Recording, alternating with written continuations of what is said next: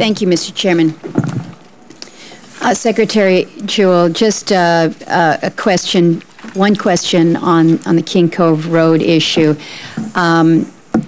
When you issued your release in December, you stated that the department's commitment to assist in identifying and evaluating options that would improve access to affordable transportation and health care for the citizens of this remote Alaska community. As I mentioned in my opening comments, I have not seen anything specific from you or from the department in terms of what progress has been made in either identifying or evaluating options that would improve access. Can you outline for me the specific areas that you would propose in terms of alternatives that would be as reliable and safe as a road and affordable? And if you can identify any specific funding proposals that are included in the President's budget that would allow for improvement of the situation in King Cove. Thank you, Senator. As we discussed yesterday, I very much appreciated the opportunity to meet with you after a gap and to also meet with the residents of King Cove. We need suggestions from the people that live in the area on what alternatives would be potentially viable to them if a road does not go through.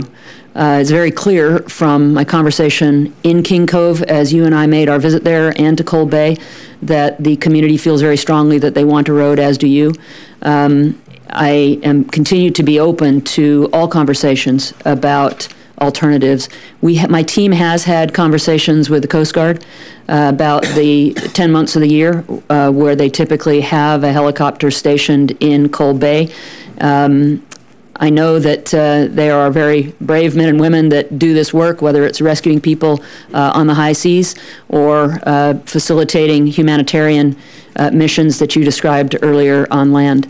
I also know that there are many villages in Alaska that are a long way away from medical care, and this clearly is an example of that, being 600 miles from Anchorage.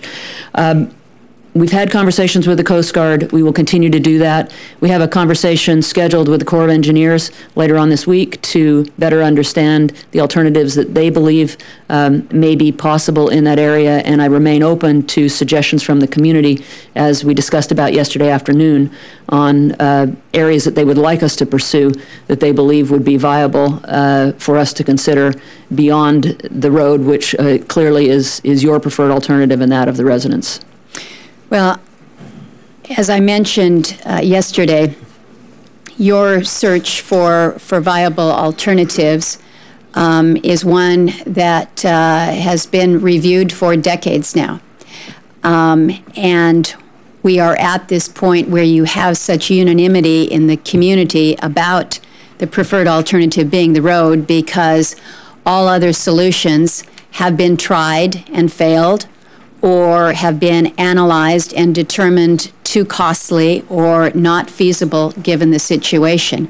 And I appreciate that you are new to the issue of King Cove, but I hope you would also appreciate that to them, this has been almost a lifetime of struggling to get this short connector road a reliable, safe, and secure and affordable alternative in order to gain access. I would ask that you do more digging into the Coast Guard as a solution. I have talked not only to the Admiral in the 17th District, Admiral Ostabo, but also to Admiral Zunkoft, who will be taking over as Commandant. And I think it is very, very clear that the Coast Guard not only does not view this as a mission, it is not a mission that they wish to take on. In order to accommodate the people of King Cove on a somewhat reliable basis, they would require 2 additional helicopters at $26.1 million apiece. You would have to have an additional 20 personnel in order to allow for a level of safety for the pilots and the maintenance crew.